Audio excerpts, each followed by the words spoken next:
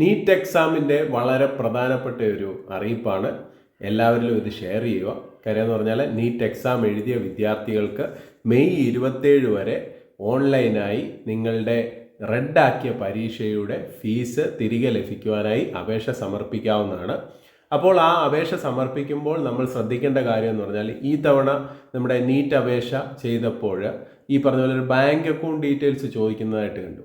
ചില ആളുകൾ അത് ഫില്ല് ചെയ്തിട്ടുണ്ട്, ചില ആളുകൾ അത് ഫില്ല് ചെയ്തിട്ടില്ല.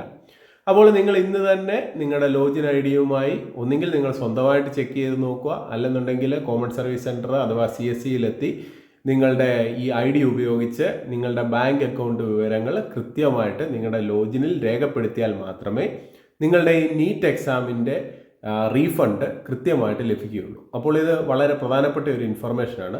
അപ്പോൾ ഈ നീറ്റ് എക്സാം എഴുതിയ എല്ലാ വിദ്യാർത്ഥികളിലേക്കും ഈ അറിവ് ഒന്ന് ഷെയർ ചെയ്തെത്തിക്കുക.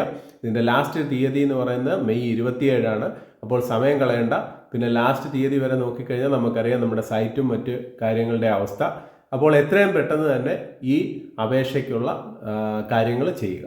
അപ്പം വീഡിയോ ഇഷ്ടപ്പെട്ടിട്ടുണ്ടെങ്കിൽ തീർച്ചയായിട്ടും ഒന്ന് ലൈക്ക് ചെയ്യുക, ഷെയർ ചെയ്യുക, കമൻറ്റ് ചെയ്യുക. ഹൃദയപൂർവ്വം നിങ്ങളുടെ സ്വന്തം ST ചാനൽ.